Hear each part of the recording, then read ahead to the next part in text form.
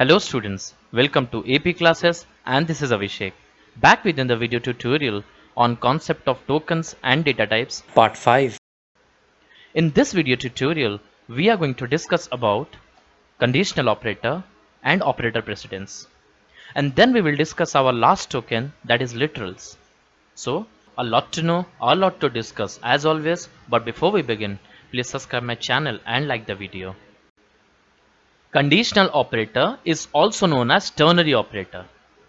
The conditional operator is kind of similar to the if-else statement, as it does follow the same algorithm as of if-else statement, but the conditional operator takes less space and helps to write the if-else statement in the shortest way possible.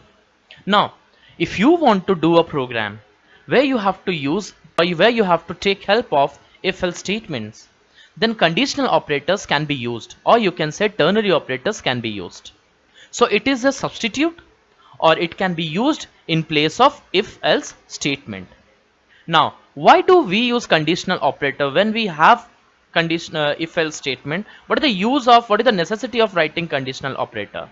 Now, if you want to do a program, or you have to write a program where you need that less space must be consumed or less space must be taken, then you can use conditional operator instead of writing if-else statement. Conditional operator looks compact, it looks small when you compare this with if-else statement. But there is a disadvantage with conditional operator. The disadvantage is when more complex program to be written, when more complex logic to be written, it becomes quite difficult to implement conditional operator because it creates a lot of confusion. So if you are not a pro programmer, if you are a new programmer and you are given with quite complex logic, then it will become quite difficult for you to understand and to implement using conditional operator. But using if-else statement, it will be quite easy for you. Still, we will learn conditional operator because in terms of ICSE, I have seen a lot of times a question in if-else is given to you and you have to convert it to conditional operator, or a conditional operator question will be given to you and you have to convert it to if-else statement. Let's see here. We have a variable. We have a variable here. So here writing variable is optional. If you want to store the value, then you can write variable. Well, let's look to this conditional operator. And why do we call it as ternary operator? Because we know in ternary operator, 3 operands are used. In unary operator, 1 operand is used. In binary operator, 2 operands are used. And in ternary operator, 3 operands are used. Here you can see this is 1 operand, this is another operand, and this is third operand. So in ternary operator, whenever you write ternary operator, you have to write 3 operands. Without writing 3 operands, ternary operator cannot be performed, ternary operator cannot be represented. Now, this is the common syntax, or this is the general syntax which a ternary operator follows. Here we have an expression, right? It can be any expression. Expression means here you have to write a condition. What kind of condition can be written here? You can write A is greater than B, B is greater than C, A is greater than B and B is greater than C, D is greater than E, or Z is less than X. Anything can be written, any condition can be written which will result to true or false. So here the output what you will get from expression, output what you will get, it will be always in Boolean format. Boolean means it will give you the output in true or it will give you the output in false. So output what you are going to get, the result what you are going to get from expression, it will either be in true or it will be in false. Now based on this result, you are going to move to value 1 or you will move to value 2. Here if the condition is true, if expression condition is true, then you will come to value 1 and value 1 will execute. Whatever is written here, it will execute. Then you will give a colon sign. Colon states that left side value is true and right side value is false. Here once again I'm explaining you, We have an expression here. Question mark means, here you can say that question mark means whether this condition is true or it is false. You are going to give a question mark, that you are going to get a true or you are going to get a false. And after the question mark, whatever value you write, whatever statement you write here this place, this is completely considered as true statement. If this condition is true, then you will come to value 1, or whatever statement you have written, you will come to this statement if it is true.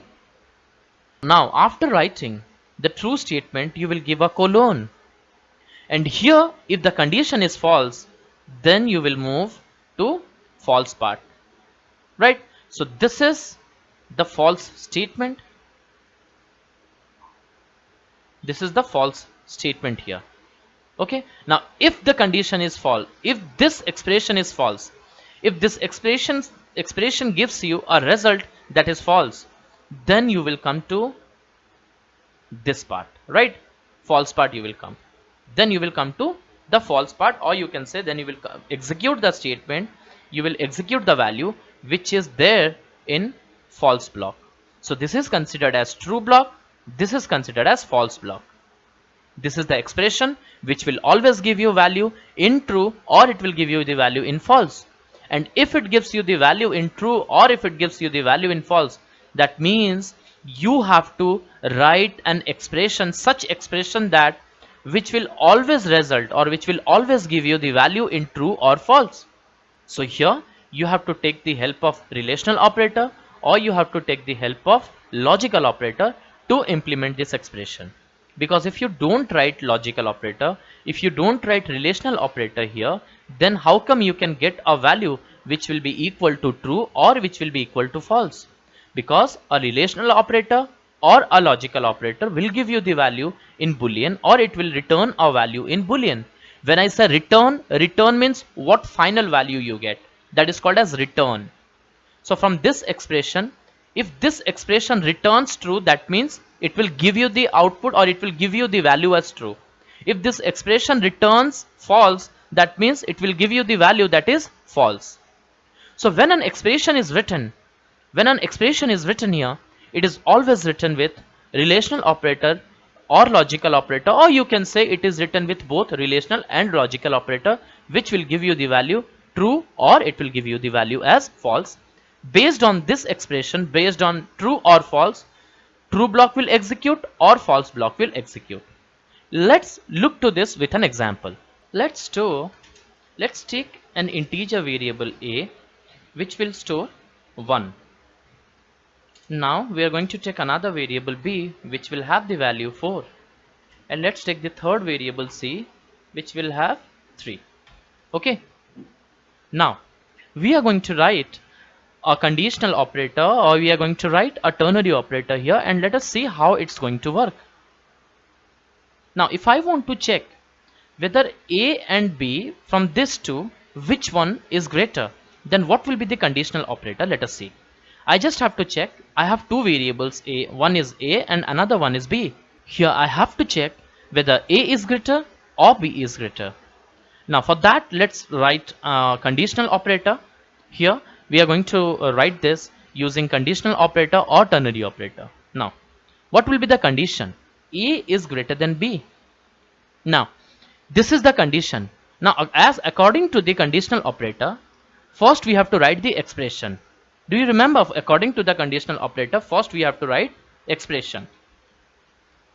Then after writing the expression, we have to give question mark. After question mark, true statement is written, and then we give colon, and then false statement is written, isn't it?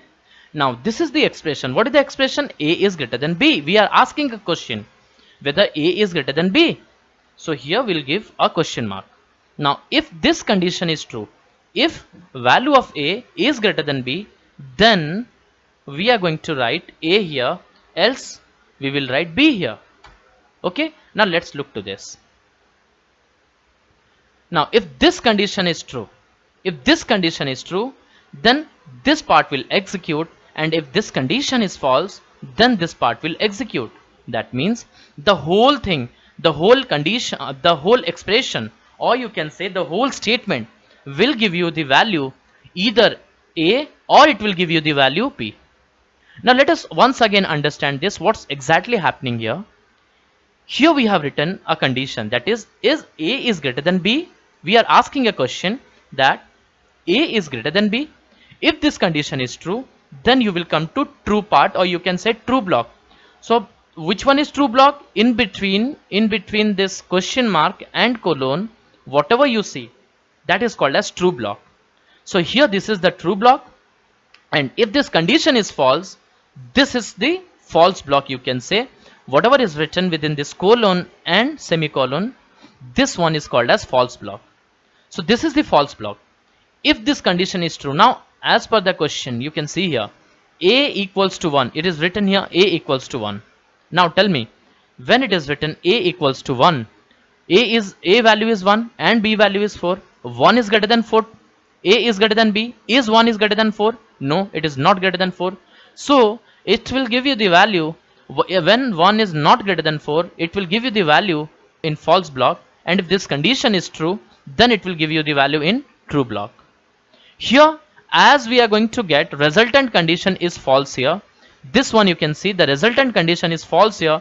So straight away we will move to false block, and if this resultant condition, if this resultant or you can say if this result of A is greater than B is true, then we will move to true block, right? Here the final output or the final result what you are going to get, you will get either 1 or you will get 4. So from this, the output what you are going to get, the result what you are going to get, the value which will get returned from this place, it will be 1 or it will be a 4. So the value what we are going to get from here, the final value, look, don't get confused here. This one, the part which I have highlighted, this part will give you the value in true or false.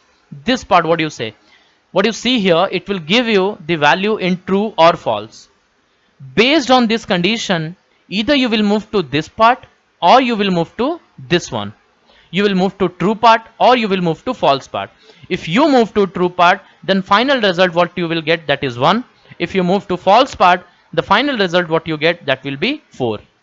Now you have to store it to a variable. Here we have to store it to a variable. So 1 or 4 can get stored to another variable. Int, let it be z equals to this. Now let's compile this program. Now you can see that program is compiling. So z will have 1 or it will have 4. And why z is having 1 or 4? The reason is A is greater than B. If this condition is true, then the value of A, this part will execute. You can see which one I am highlighting. This, if this condition is true, this part will execute and value will get stored to Z. If this is false, then B will get executed and value will get stored to Z. Here let's execute the program. Print it, let's print it. System.out.println Z. Let's compile this program here, and you can see the program is compiling. Yeah, what is getting printed here? 4, right? If we change this condition, A is less than B, yes, A is less than B, value of A is 1, value of B is 4, so 1 is less than 4, so that is the reason the true part will execute and value whatever is stored in A will get transferred to Z, or value of A will get stored to Z. Now what is the value of A? That is 1. 1 will get stored to Z. Let's compile this program. Yes, 1 is getting stored, right? Now if you want to write a more complex program, okay, like if you want to write more complex program, the same thing can be written here. This is just a simple condition which I have written here to make you understand how exactly a conditional operator work. Now instead of writing an integer value, if you want to store a string, now how can you store a string here? Simply replace this A, you just have to write it, a string, you have to write a string here. First number is greater. Here you can write second number is greater. Okay, now here you can see first number is greater written, second number is greater. So when you execute this, statement, when you execute this condition, a is less than b, this condition is true or it is false. Now a is greater than b, value of a is 10, value of a, let us make it, value of a is 10. Okay, now 10 is greater than 4, 10 is less than 4, no, 10 is not less than 4. So this condition is, here you can see, I'm sorry, just I have written, yes, 10 is greater than 4, yes, 10 is greater than 4 here. Now when this condition is true, it will print first number is greater. Now if you change the value of a and if you make it 1, if you make this 1, then a is greater than b, no, a is not greater than b, then the second one or the second block will execute, the false block will execute, and it will print second number is greater. Now this is, here you have to notice, this is a string. So whether it is false or true, it will, the final output what you are going to get, that will be in the form of string. So here you can see a is greater than b. If this condition is true, then the first string will execute. If the condition is false, the second string will execute. Now if the first string executes, it will get stored to a variable. Now if this variable is of integer type. Now tell me, can you store a string to an integer variable? Is it possible? Is it possible to store a string to an integer variable? No, not at all. So if you have a string here, you have to take string variable. Once again I'm telling you, we will talk about data types, we will talk about string, we will talk about integer, we'll talk about double, we'll talk about each and every data types in our upcoming classes. But for the time being, to make you understand, I'm discussing few data types. Int is written here, so z is considered as integer variable. Here we have to consider z as string variable, so that it can store a string. A string is always represented within a double quotes. A string is always represented within a double quote. Whatever you keep under double quotes, if you remember in class 8 already I have discussed this with the students, that whenever you keep anything within double quotes, it is considered as a string. So when you write here string, look here, when you write here string, it need to get stored to z. When you write here string, it need to get stored to z, right? So if this condition is true, this will get stored to z. If the condition is false, this part will get stored to z. Okay, now let's compile this program and execute this. First number is greater. This is how we can write conditional operator. Now we have to make a selection here. We have to check which one is greater. Now let us assume that we have three variables and we have to find the largest value among these three variables. Okay, so what condition we can write? Look, a can be greater, b can be greater, or c can be greater.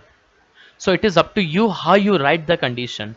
So here I'm going to write, using conditional operator, I'm going to write a condition which will check or which will find the greatest number between these three variables. Now how can we say that a is the greatest number? Look here, how can you say that a will be greater than b and c if a is greater than b and a is greater than c? Look here, if the value of a is greater than b and value of a is greater than c, we are going to ask a question here. This is the condition. Look, this is the condition. We are going to ask a question that whether a is greater than b and a is greater than c. Yes, if a is greater than b and a is greater than c, then we can say that a is the greatest number, right? If a is greater than b as well as a is greater than c, look here very carefully.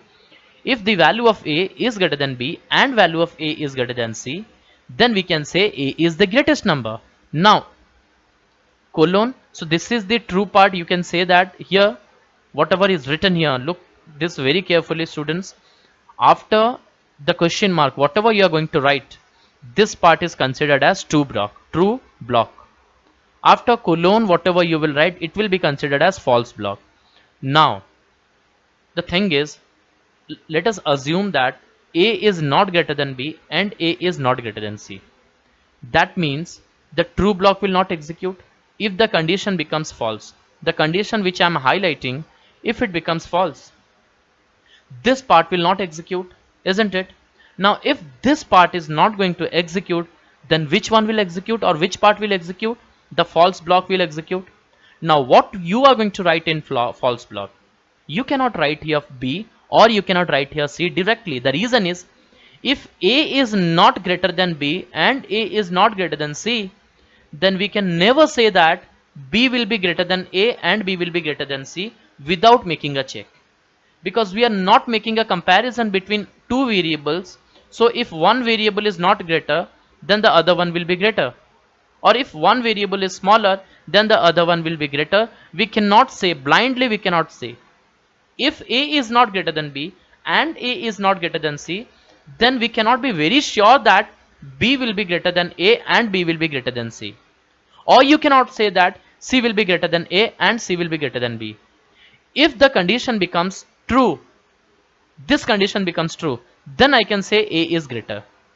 But if the condition becomes false, I cannot say that B will be greater or C will be greater. Once again, I have to make a check. I have to write a condition which will check whether B is greater or C is greater.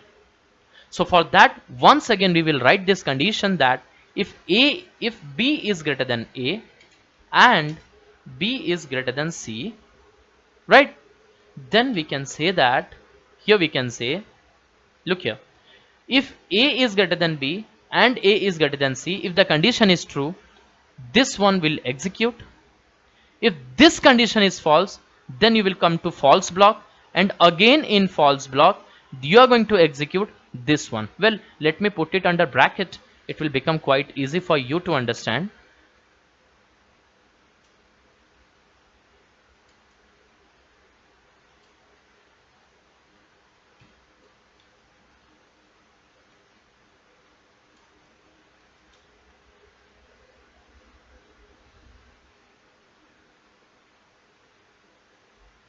Now look here, let me give I'm not going to give square bracket here because square bracket can be only used for array purpose. So I'm giving a round bracket here. Look, if this condition is for true, look to this very carefully. If this condition is true, the whole thing is true part, isn't it?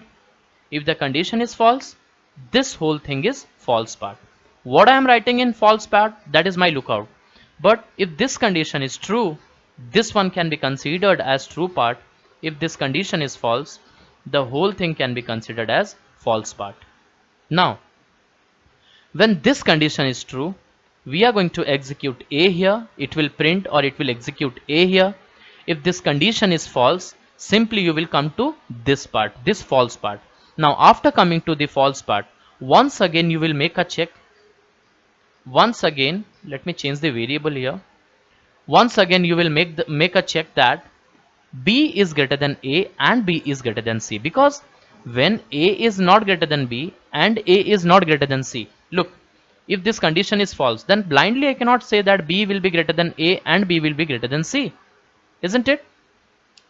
Here B is, again once again you have to make a check. If B is greater than A and B is greater than C, then B will be the greatest number or greatest variable, and if this condition becomes false, then I can say C will be the greatest number or greatest variable. Now let's look to this once again. Here we will make a check. If this condition becomes false, if this condition becomes true, then we can say that A is the greatest number. If this condition becomes false, now I have to check whether B is greater or C is greater. One thing I am sure, that if this condition becomes false, then A is not greatest among these three variables. Now we have two more conditions, either B can be greatest number or C can be greatest number. Here in the false part, once again we have to make a check. If B is greater than A and B is greater than C, then B will execute. If this condition becomes false, then C will execute. So here two times we have used conditional operator. You can see that one conditional operator is used here, and inside that conditional operator again another conditional operator is used. So this is the thing, This is one of the replacement of if else statement. It might be quite easy for few students, it might be quite difficult for few students, but personally I am telling you, we are not going to do a program in ICSE or in most of the practical implementation. We are not going to write a complex combination or a complex program or a complex logic using conditional operator. Conditional operator is only useful when the logic, when the conditions are quite easy to understand. If you have some nested condition, means one condition inside that another condition, then it becomes quite difficult for you to implement. When I was using conditional operator for two variables, it was quite easy to understand practically. But when the same thing is used for three variables, now you can see the condition becomes quite complicated. Now if I will make a check between four variables, it will become more complicated. Now once you go on increasing number of variables, then so on, the conditions are going to become more complicated if you will implement the same thing using conditional operator. So it is my personal suggestion, keep conditional operator limited to two variables or maximum three variables. But if you are given with more complex logic, if the logic is easy, then you can use conditional operator. But if you have more complex logic, then better if you go with if else statement. Now let's see this, what will be the output of this program here. Obviously a is greater than b and a is greater than c. This condition is going to execute and we will never execute this part, right? Let's compile this program and 10 will get executed, right? Now let us change the value. Let us make b as 40. Now a is greater than b. Now tell me, 10 is greater than 40? No, this condition will become false because we have used AND here. And as this condition becomes false, we'll come to false part. And in false part, once again we have used conditional operator. B is greater than a. Now tell me, 40 is greater than 10? Yes. 40 is greater than 3? Yes. So if this condition is true, then which part will execute? This true part will execute. After question mark, whatever is written, that is the true block or true part. So true block or true part will execute and it will return b here. So the final returned value is b, that is 40. 40 will get stored to z, and here we can see that the 40 will get printed. Done. Now if we change the value of c to 300, let's see. A is greater than b? No. A is greater than c? No. The condition becomes false. So true part will not execute. We'll come to the false block, and in false block, let's see here, b is greater than a. 40 is greater than 10? Yes. And b is greater than c? 40 is greater than 300? No. The condition becomes false, and you will come to which part or which block? This block or this part, right? So you'll come to C block or C part. Here once you come to C block or C part, or you can say that false block or false part, you will execute or you will store the value of c to z. Whatever is there in c, it will get stored to z. Now what is there in c? 300. 300 will get stored to z, and we will print 300 here. So this is how conditional operator can be performed. I have seen another instance I am giving you. Let us take this one. Okay, let's write 2 here.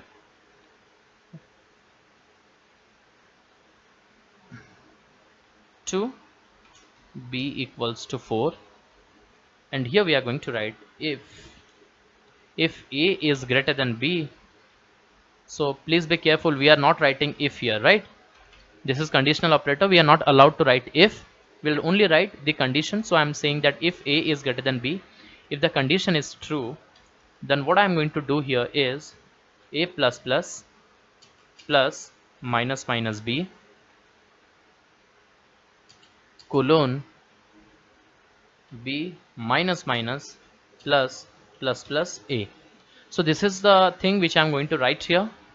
Let me put it under a parenthesis. I'm just using parenthesis to make it quite visible to you. Otherwise using of parenthesis is not required here. You can do the same program, you can write the same expression without using the parenthesis. Okay, So A is greater than B. Now tell me, if this condition is true, I have seen many a time student makes mistake while solving this program. What they think that if this condition is true, then this one will execute, and if this condition is false, then this one will execute. What they start doing, they will first solve this problem. Okay, they will write the value of a plus plus, then they will write the value of minus minus b. Based on this value, they will start solving this one. Now what is the value of a? Here it is 2. Now a plus plus means first 2 will be used, okay, then plus minus minus b. A plus plus means first 2 will be used, then a will become 3, right? Then a will become 3. And what is the value of b? Right now value of b is 4. Minus minus b, so b will become 3, and here you can use 3. After that what they will do, they will put a colon here, and then they will write b minus minus. Okay, or you can say, let me write here minus minus b, not b minus minus. They will write minus minus b. What is minus minus b? First it will decrease to 2, and they are going to use 2 here, and then after giving a plus sign, plus plus a plus, sorry, plus plus a, plus plus a means what is the value of a? 3. It will become 4, and then they are going to use 4 here, right? Based on the first condition, based on the first expression, they are going to solve the second expression. But this is not correct. Please remember students, this is not correct. You are not allowed to solve this, and based on this condition you will solve this. Please make one thing very clear. Please make one thing very clear, that if this condition will true, then you are going to solve this condition or solve this expression. If the condition is false, straight away you will come to false part and you will start executing this one, this condition or this expression. Okay, now let's solve this and we'll come to know. Here we are having a is greater than b. Now tell me, 2 is greater than 4. Now let me do one thing. Look, if I write like this, this is not correct. Actually this is not correct. If you write like this, okay, what output you are going to get? Let us see. A is greater than b, 2 is greater than 4. No, 2 is not greater than 4. So what you will do, you know that this one you have to execute, this false statement you have to execute, but first you will start solving from this side, left side you will start solving. Here it will be 2, then it will be 3, and once you come to this place, here it will be 2 and it will be 4. So 4 plus 2 will give you 6 here, right? Now instead of solving this, what you are supposed to do here is, if this condition is false, then straight away come to false statement, or straight away come to false part, and here you can see minus minus b is written, that is minus minus 4, that is 3, plus plus a, that is 3 plus 3 6. Coincidentally the previous answer and this answer is getting similar, but if you keep on solving from left to right, then it will give you a wrong value. Okay, so please remember that whenever you are given with such an expression, if this condition is true, once again I am telling you, if this condition is true, then you are allowed to execute the first statement or the first block. If the condition is false, then you are allowed, or you are going to execute the second block here. So first block will execute only if the condition is true, the second block will execute if the condition is false, right? So this is all about conditional operator. Now the next one is operator precedence. What is operator precedence? Operator precedence means whatever operators you have, here we are going to discuss that which operator to be solved first and which operator to be solved second, and then which operator to be solved third. There is a sequence which we have to follow. In this operator precedence, we are going to decide, we are going to look into the things which matters while evaluating an expression. Look to this table. Here you can see that some numbers are written in the first column. The first column is precedence, second column is operator, third column is precedence or the operator name, and the fourth column is associativity. For ICSE we are not going to discuss anything about associativity. It is not at all required. So please do not consider or do not look for it what is associativity. We will be sticking towards the first column, second column and the third column. Here the numbers what you see here, it is quite important. These numbers are not important, but from this number we are going to decide which operator is given what kind of priority, which operator is given first priority, which operator is given second priority. It can be decided from this number. Now the operator which is having the highest number here, the operators which is having number 15, or you can say the highest number, are always given the first priority. Next to that, the operator which comes under 14th number are given second priority. The operator which comes under 13th number is given third priority. Now this can be given, the operator here, operators here can be given fourth priority, here fifth priority. Similarly we can go down, right? Now let's start from the first priorities operator. Here we are going to discuss about parentheses. We are not going to discuss about array subscript and member selection. It is not at all required for you, because the expression what you will be getting in your exams or in ICSE, here in terms of ICSE or exam point of view, parentheses are required. You never get a question from array subscript and you never get a question from member selection. Now whenever you find a parenthesis, it is always given the first priority. So in an expression, if you look that there is a parenthesis, first you have to solve for parenthesis. And even in mathematics we have to solve for parenthesis. The next priority is given to increment and decrement operator. After parenthesis, if you see there is some kind of increment and decrement operator present, then you have to solve for increment and decrement operator, right? Whether it is post increment or pre increment, whether it is post decrement or pre decrement, whatever it is, you have to solve for, every time you have to solve for increment and decrement operators after parenthesis. Even with increment and decrement operators, remember you are given with multiplication, division, whatever operators you are having, everything to be solved after increment and decrement operator. The reason is, increment and decrement operators, it comes under precedence, it comes under 14th number precedence, or it comes under second priority. First priority is always given to parenthesis, second priority is always given to increment and decrement operators. Now let's come to the third priority, which is 13th number precedence. Third priority is given to unary plus and unary minus. What do you mean by unary plus and unary minus?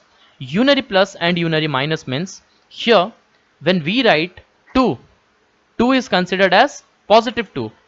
Now if you want to make it negative, then you can put a negative sign here, right? You can put a negative sign here.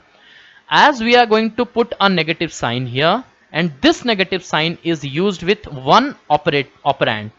Here 2 is the operand and minus is the negative sign or negative operator, minus operator what we say, or negative operator. This negative operator is used with a single operand. This negative operator is used with a single operand, so it is called as, or therefore it is called as unary minus. Don't get confused with minus minus and minus. Minus minus is called as decrement operator. This is called as only minus, or you can say unary minus. Unary minus means, look, we have two types of minus. One is unary minus, one is binary minus. Binary minus means a plus b, a minus b, right? A minus b, when you write a minus b, a will get subtracted from b. So this is called as binary minus, because you need two operands. But if we write minus a minus b, what do you mean by this? Minus a minus b, let me keep this under a parenthesis. Here first it will get subtracted, whatever the value will come, whatever the value, let us assume that 3 is coming, okay, minus will get attached to 3, or the sign of 3 will be negative. Here we have used minus in front of a single operand. This is considered as single operand, or you can say here negative is used in front of 3 or in front of single operand. Here 3 is the operand and minus is the operator. Minus is used in front of one operand.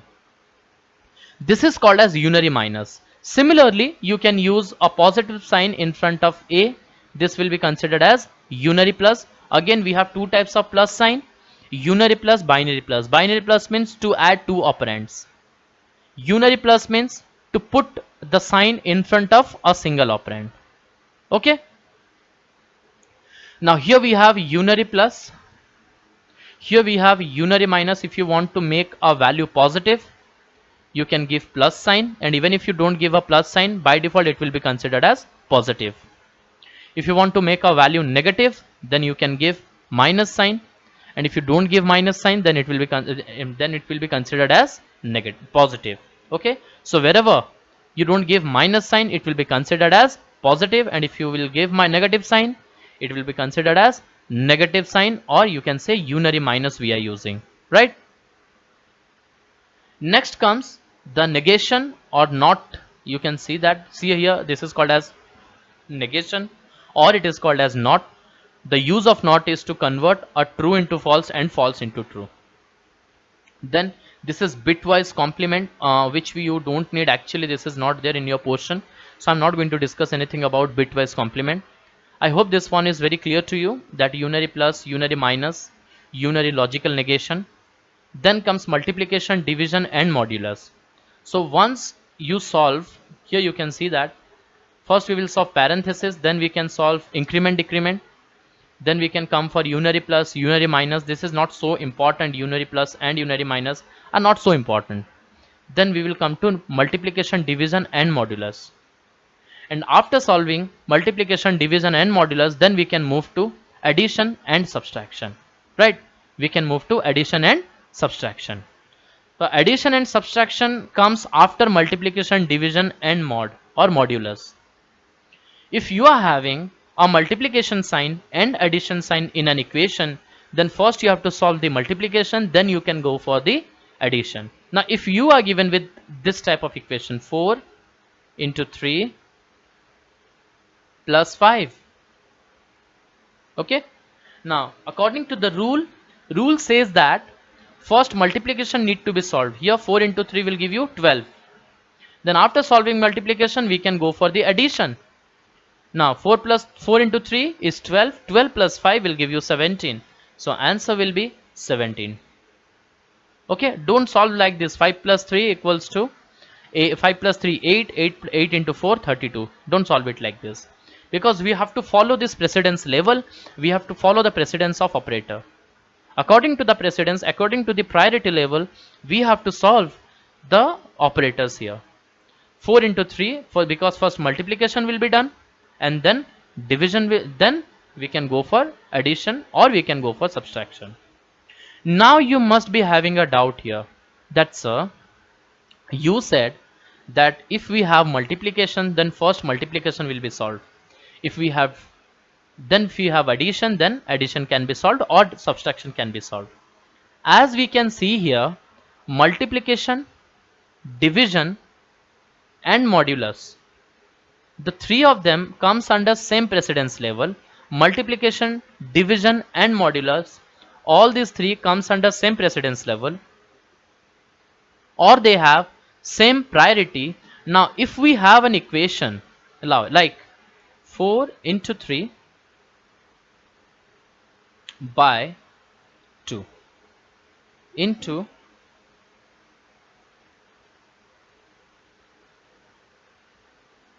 5. If we have an equation here we can see we have multiplication sign as well as we have division sign. Then which one to solve first and which one to solve second? Because multiplication is having precedence level of 12, even division is having precedence level of 12, so both are having same precedence level. Okay, so if you come across such a question where you find that more than one operator is of same precedence level, do not get confused. Simply what you have to do, start solving it from left to right. Start solving it from left to right. Okay, whatever operator will come first, that you have to solve first. Then the operator which comes second, you have to solve it second. Like when we move from left to right, the first thing we know that multiplication and division both are having same priority or both are having same precedence level. So we will proceed from left to right. So here we will proceed from left to right. When we proceed from left to right, the first thing which we have to solve, that is 4 into 3. 4 into 3 will give you 12. Then here the value will be 12. by 2 into 5, right? And again we are having division and multiplication here. Once again we have to solve from left to right. 12 by 2 will give you 6. 6 into 5 will give you 30. So the output will be 30, right? Now you can consider another example. Let us take another little bit complicated example here. Here we are having 3 divided by 3 plus 7 minus 2 multiply with 6. Okay, here we have such equation, or you let us take 12 here. We have such an equation here. What will be the output? Well, look to this equation very carefully. We don't have parenthesis here. We don't have increment and decrement operator here. We don't have to think about all those things. Now here we have simply division sign, plus sign, minus sign and multiplication sign. We know that as per the rule, first we have to go for multiplication and division, then we can move for addition and subtraction. But when we have multiplication, here we have multiplication and here we have division, both are having same priority or same precedence level, that is 12. Which one to solve first? Let us move from left to right. When we move from left to right, here we find that here we have division first and then we have multiplication second, right? Now let's solve this first. 3 by 3 will give you 1. 12 into 6, here you can see 12 into 6 will give you what? 72, right? So this will be minus 72. Why? A negative sign is here. Then you can use plus 7. What will be the resultant value? 3 by 3 1 plus 7 will remain as it is, minus this one we are going to solve because multiplication sign is used. So when we move from left to right, first we have to solve division, because division and multiplication both are having same priority, same precedence level. When two operators are having same priority or same precedence level, we have to solve the operator which comes towards the left side, then we can move to the right side operator. Here division is solved first, which gives you the value 1. Then multiplication is solved, which is going to give you value 72. After that plus 7 is used. Now we have plus and minus both here. What you are going to solve? Once again, plus and minus are having same priority, but once if both are having same priority, we can move from left to right. Here 1 plus 7 will give you 8 minus 72.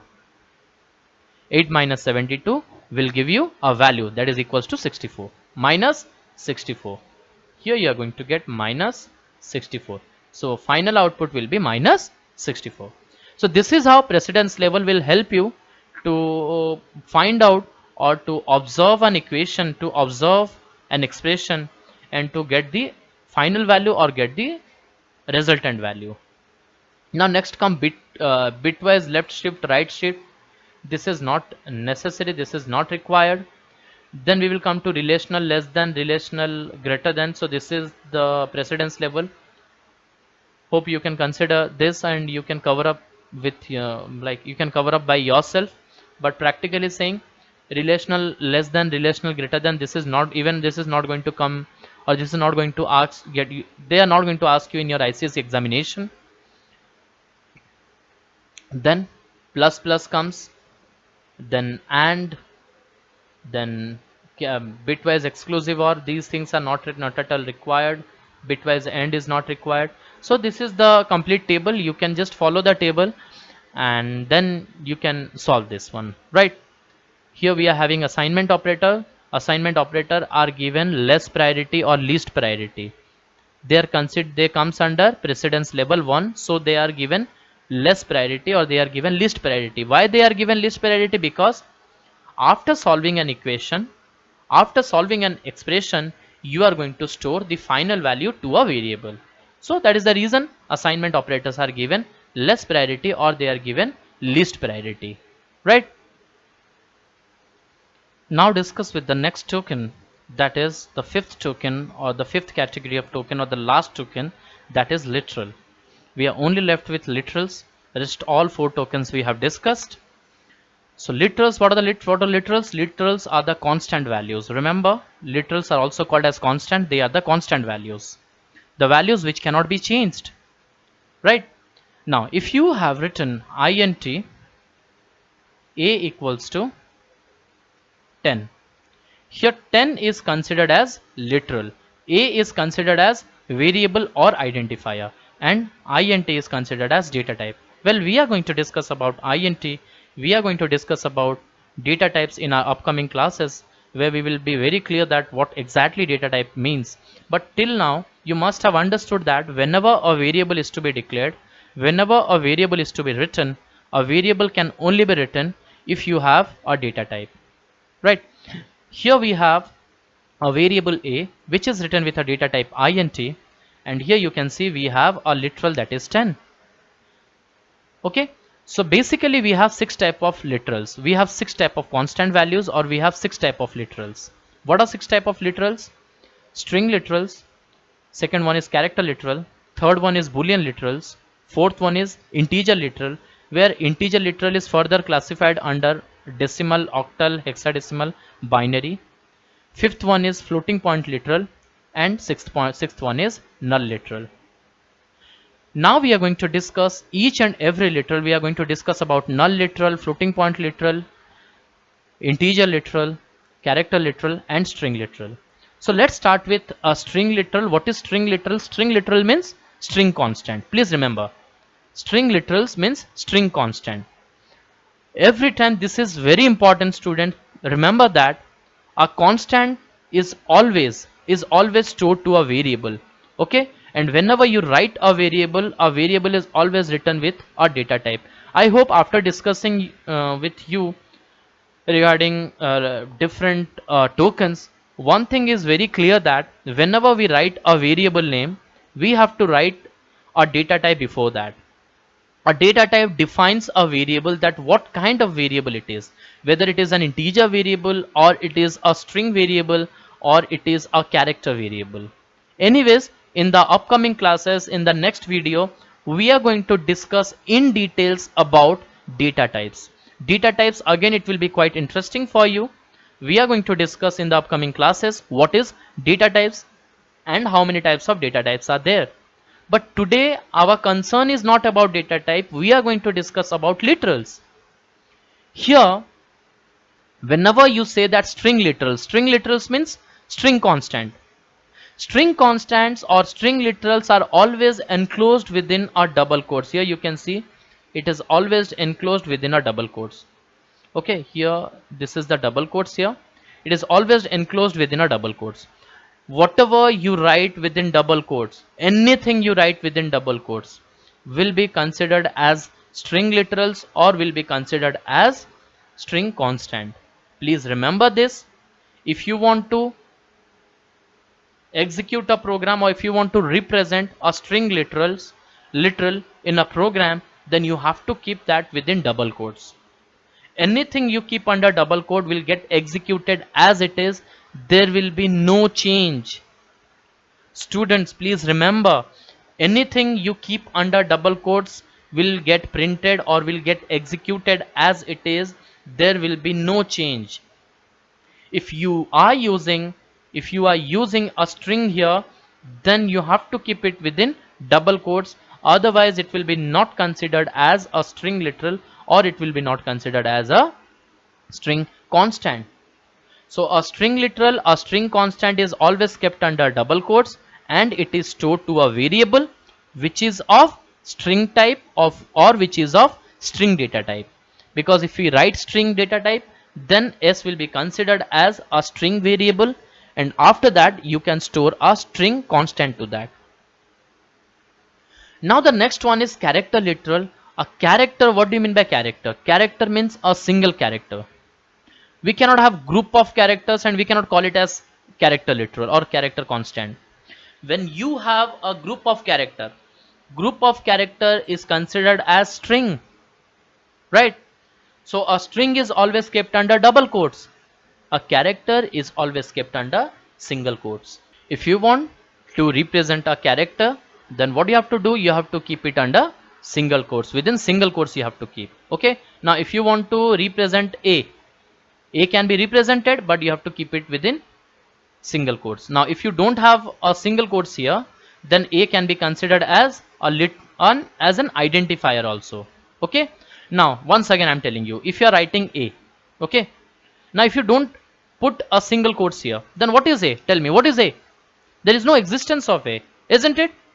Now this a, when you keep it within single quote, it will act as character literal, and if you write int a, it will be considered as an identifier. Okay, now whenever you want to represent a character literal, you have to keep it within single quotes, and it will get stored to a variable here which is of character data type. Here the variable is of character data type. We have a char as one of the data type, which we will discuss in the upcoming classes. So C is a character data type which can store a character constant. C is a character variable which can store a character constant, right? Next, move to Boolean literal. Boolean literal means which can be true and false. There are only two types of Boolean literal. One Boolean literal is true and another Boolean literal is false. There is no substitute for true and there is no substitute for false. Please do not write like this 0, 0 and 1. Don't write 0 and 1. Instead of true, don't write 1. Instead of false, don't write 0. And instead of true, do not write capital T. There is no existence. You cannot say that capital T true is Boolean literal or capital F false is Boolean literal. Okay, here true, what we see here, the true which is written here, this one is considered as Boolean literal. Everything will be in lowercase or small letter.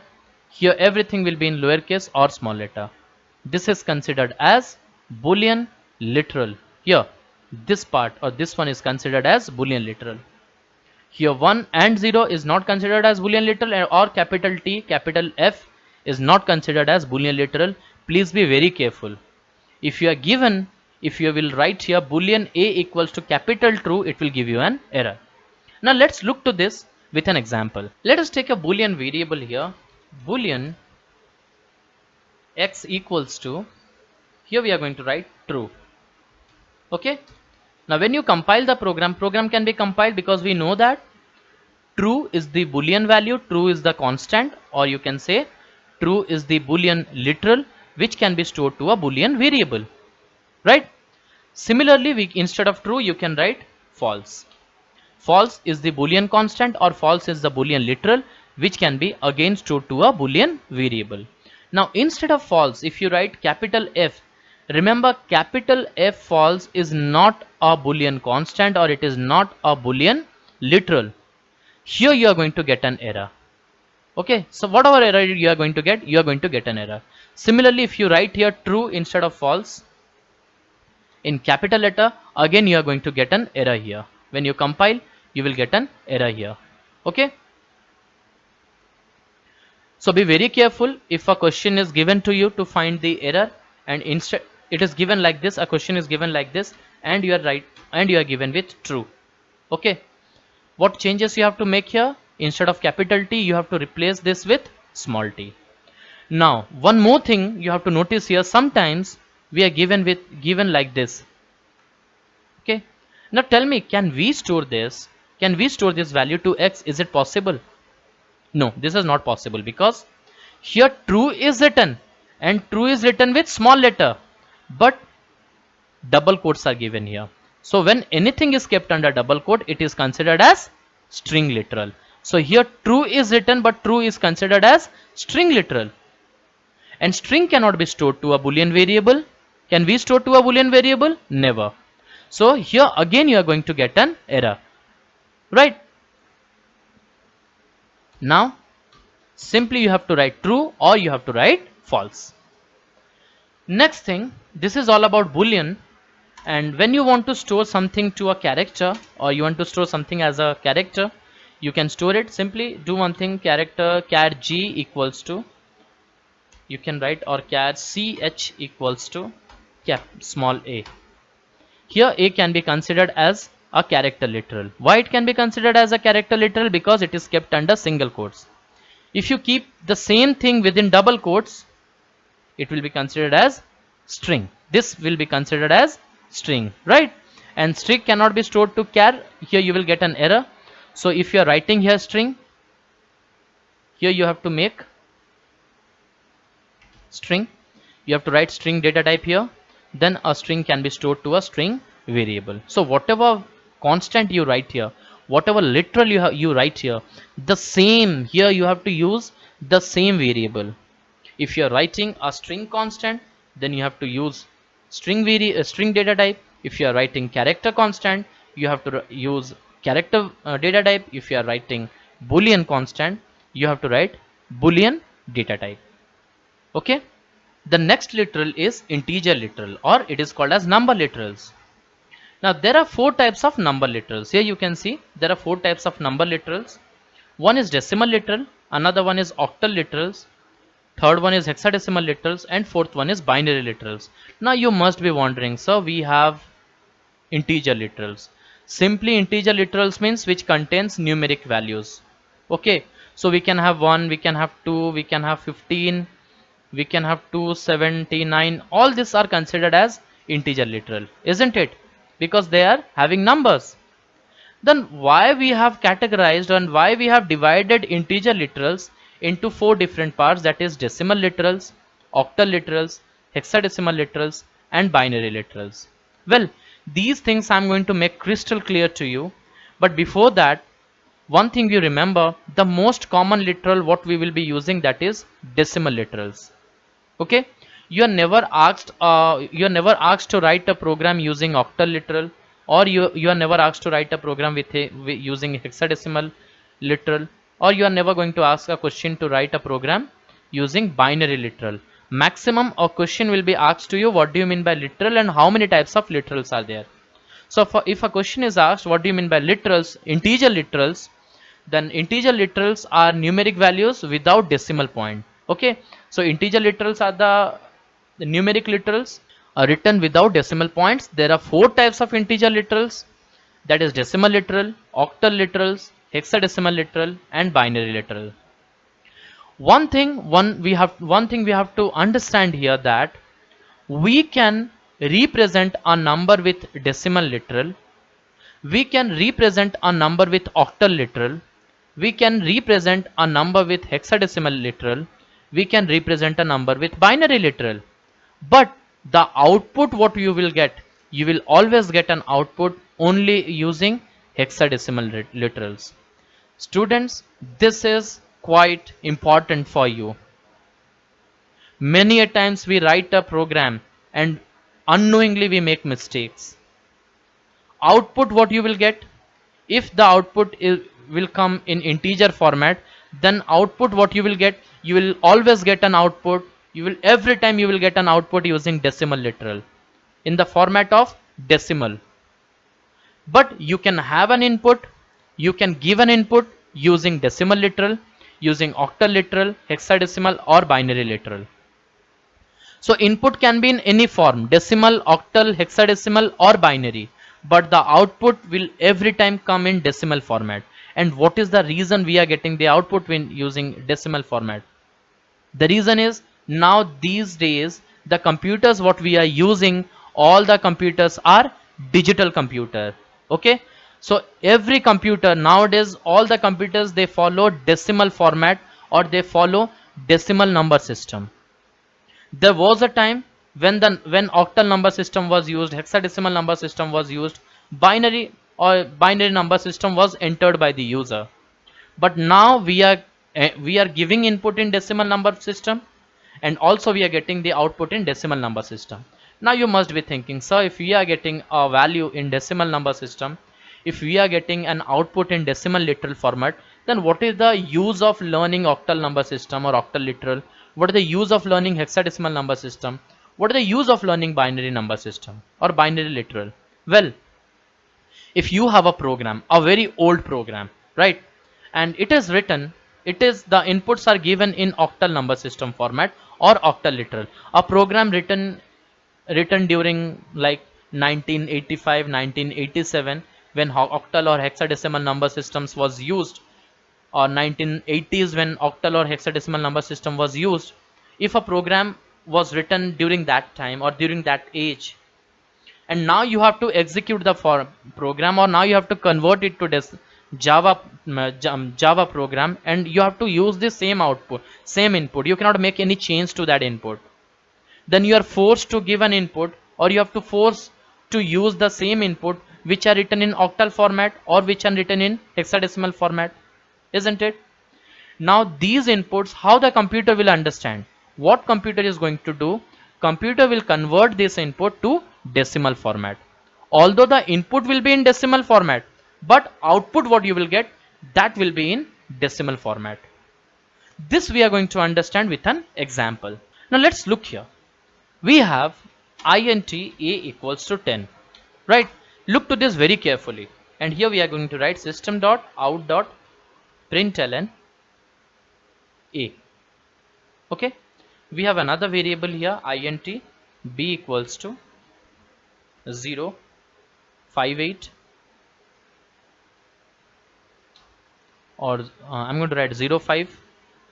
Okay, this I will, and here we have another variable int c equals to 0, x, 5, 587 we have, and let it be 50 here.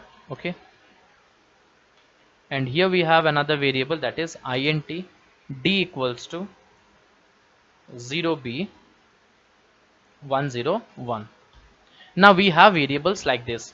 This is one variable, this is second variable, this is third variable, and this is fourth variable. And okay, look here. Here we have stored 15 to a. 15 is considered as decimal literal. Okay, this is considered as octal literal. This is considered as hexadecimal literal, and here finally this is considered as binary literal. When a number do not starts with 0, 0, and here you can see 0, it is considered as decimal literal.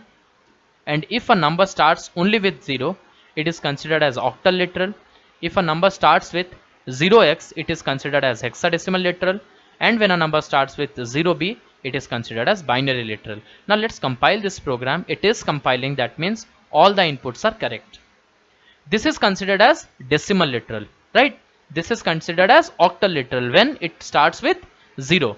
So whenever you are given with a number, and if the number starts with 0, please remember this. If a number starts with 0, then it is considered as octal literal. If the number starts with 0x, then it is considered as hexadecimal literal. Here you can see 0x. And if a number starts with 0b, then it is considered as binary literal, right? Now if your input is in decimal literal format, the output what you will get will be in decimal format. There will be no change. Whatever input you are going to give here, the same output you will get here. Let's compile this program. We are only printing the value of a. Let's see what output we are going to get. Yes, we are getting the output as 15 here. Now let's come to the next input. Here we have assigned 050 to b. Now input is in which format? Octal literal format. Now when we print b here, we will get some output. Okay, you must be thinking that output will come 050, isn't it? Now let us execute this and see whether we are getting the output as 050 or we are getting some other output. Compile this program. No, we are not getting 050, rather we are getting 40. Surprised? Why we are getting 40 instead of getting 050? Let's understand this. Already I have discussed that even if your input is in octal format, but output what you will get, that will be in decimal format, right? Here even if you give an input in octal format, octal literal format, but output what you are going to get, the value which will get stored to be, remember the value which will get stored to be, it can only store decimal value, right? It will store value in decimal format. So for that you have to convert this octal number to decimal number. And how to convert octal number to decimal number? Let's see how the things get converted here. Here it is written 050. Okay, 0 is written to represent the octal number. 50 is the number, or you can say 50 is the octal number. So now we will see that how an octal number can be converted to decimal format. These things are already discussed with you in class 7 or 8. And if you don't remember how the conversions takes place, please Google it and then see the video. But for your reference, I'm just making few things quite clear to you, that whenever we say that we have binary number system, binary numbers, they have a base 2, that is they can only use 0 and 1. Whenever we say that we have a base of we have octal numbers, octal number system follows a base 8 where numbers from 0 to 7 can be used. Whenever we say that we have hexadecimal, hexadecimal use the base 16, so we can use numbers from 0 to 9, and after 9 we have to use A, then we have to use B, like this we can use till F. Okay, and then for decimal number system we use all the numbers between 0 to 9, right? Now how to convert an octal number to decimal number? Simply what we will do, we will write 50 and we will multiply with the base. What is the base of octal number system? 0 will be multiplied with 8 to the power 0, 5 will be multiplied with 8 to the power 1. So here power will be 0 and power, here the power is 1, and if you have some other number here, the power goes on increasing. Okay, now 0 will be multiplied with 8 to the power 0. What is 8 to the power 0? 8 to the power 0 is 1, and here 8 to the power 1 is, here 8 to the power 1 is 8. So 0 into 1 will give you 0, 5 into 8 will give you 40, 40 plus 0 is coming 40. I hope it is clear to you how you get the output 40 here. Okay, similarly if we are going to take another input, that is 0, 1, 2, 4. Now because of 0, this 1, 2, 4 is considered as an octal number. This is recognized or identified as an octal number. Now we have to learn, or we have to convert this to decimal format. If we want to represent it in Java, then we have to convert this to its decimal equivalent or decimal format. And how to convert this to decimal format or equivalent? Multiply 4 with 8 to the power 0, multiply 2 with 8 to the power 1, and multiply 1 with 8 to the power 2. What is 8 to the power 2? 64. 64 into 1, 64. 8 to the power 1 is 8. 8 into 2, 16. 8 to the power 0 is 1. 1 into 4, 4. When you add these things, the final output what you get, 16 plus 4, 20 plus 64, 84. The final output will be 84. Now let's see whether we are getting 84 or not. Here we have 0, 1, 2, 4. Let's compile the program. Let's compile the program. Now we are storing 0, 1, 2, 4 to B, and we know that as 0, 1, 2, 4 is written here, so this is going to get converted to its decimal format. And what is the equivalent decimal format of 0, 1, 2, 4? That is 84. When we print the output, yes, we are getting 84, right? Similarly, if you write 0x587, then when you print C here, this will get converted to its decimal format. And I hope you know that how to convert a number to its decimal format. And when you write 0b, that is a binary literal, then it will get converted to its decimal format. So 101, here it is written 101, it will get converted to its decimal format. So what is the decimal format of 101? You can find, and the same output you can get here. Okay, so when you will print D here, it will print the decimal format of 101. So how you are going to get decimal format? Here 2 to the power 0, 2 to the power 1, and 2 to the power 2. 2 to the power 2 will be 4. 4 into 1, 4. and here it will give you 1. 4 plus 1 5. So 101 is the decimal. 101 decimal format is 5. Now let's compile this program and print it. Yes, it is giving me 5. So if you are given with an output that you are given with an output that 0124 is given, INTV 0124, and you have to print the value of D. Do not get confused and do not print 0124 directly. First you have to convert, you have to recognize that this is an octal number, and octal number cannot be printed directly, or octal number you cannot be stored to a variable directly. It will get converted to its decimal format and then it can be stored to a variable, right? Here if you are going to get a question like this, please be very careful, convert it to its decimal format and then store it to variable B, and after that you can print the value. Similarly, if you are given with an hexadecimal value, hexadecimal are always written with 0x. It is always started with 0x. It always starts with 0x. So if you find 0x is written, then it must be a hexadecimal number or hexadecimal literal. Again you have to convert it, multiply the digits with 16 to the power 0, 16 to the power 1. Similarly you multiply the digits with 16 and you can get the output, right? Now let's think that we are going to replace 4 with 8. When you replace 4 with 8, what will be the output? Just answer me. Please pause for a while, answer this, and then you can start looking to this video.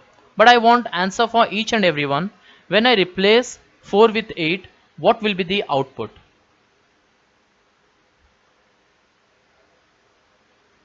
Here you will get an error. You will not get any output. Instead of that you will get an error. The reason is we are writing 0 in front of a number. That means we are representing an octal number, isn't it? When 0 is written in front of a number, that means we are representing an octal number, and when an octal number is represented, an octal number cannot have 8.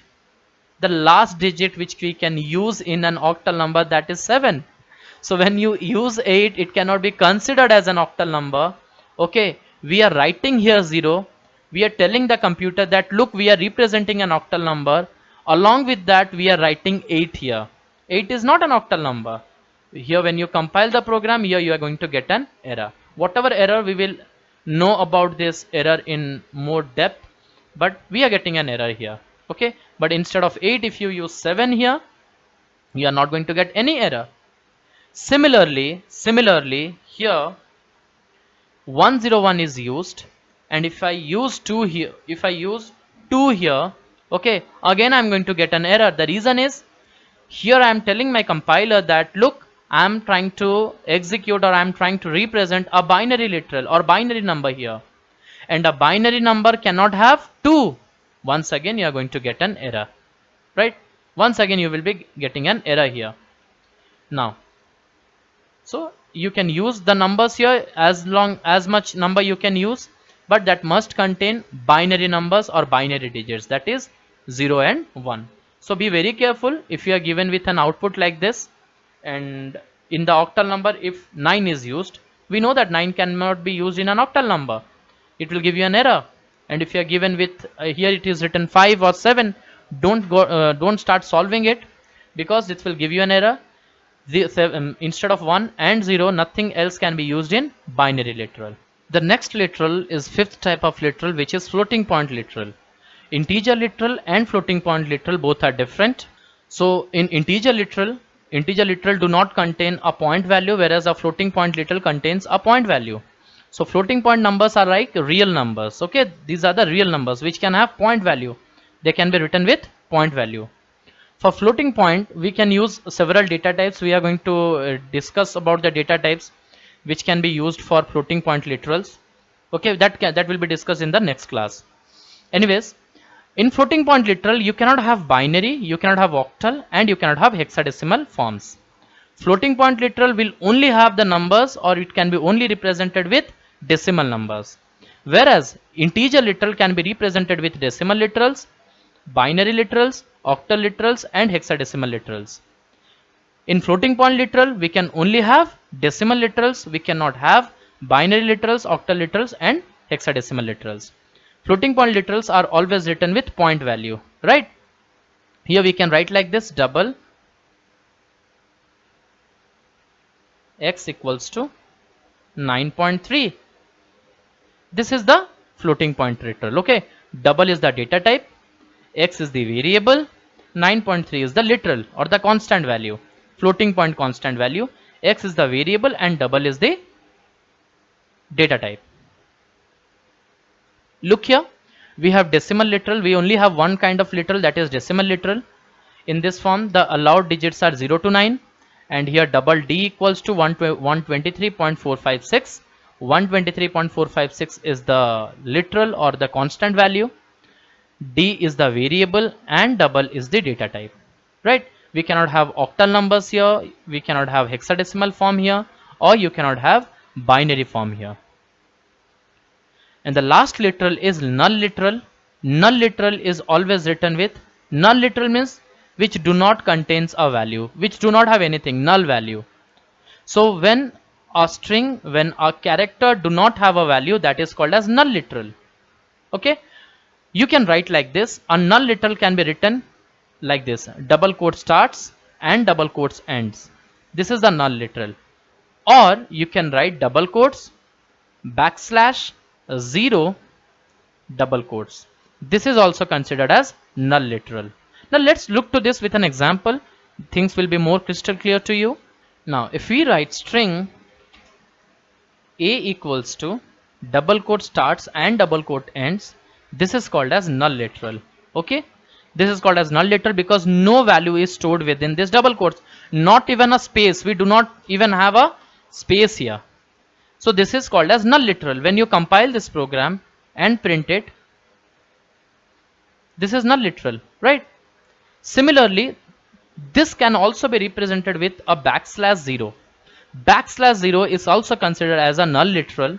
This is the substitute, or you can say this can be written instead of writing double quotes starts and end, you can also write backslash 0. When you write backslash 0, this is also considered as null literal. Let's compile this program. You can see nothing is getting printed. Right? Similarly, if you have a char here, char can be considered as null. Simply represent or replace this with single quote. Okay? Replace this double quotes with single quotes. This will be considered as character null literal. This can be considered as character null literal, and it can be stored to a character variable. And when we compile this, this can be, here you can see nothing is getting printed. But remember, you cannot keep a character null like this. A character cannot be kept null this way. It can never be kept null this way. Okay, if you try to keep a character null, this is the way. If you try to keep a character null, then it is going to give you an error. Okay, it will give you an error, that empty character literal. So if you want to make a character null, if you want to make a character variable null, it can be made null, but for that you have to use this sequence. You have to use this sequence, right? Once you use this sequence, this can be considered as character null literal. But in case of string, you can write it like this, or you can write this like this.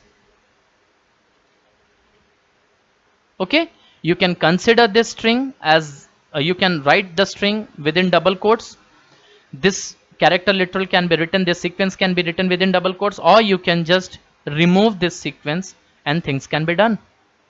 But in case of character, please be very careful that a character cannot be written directly like this. If you want to represent a character literal as null, then you have to use this sequence backslash 0. Then this can be considered as a character literal, null character literal, right? But if you don't keep anything, it will give you an error here. With this, we come to an end of this video. In the next tutorial, we are going to continue with the series of tokens and data types. Till then, stay tuned with me. God bless you all.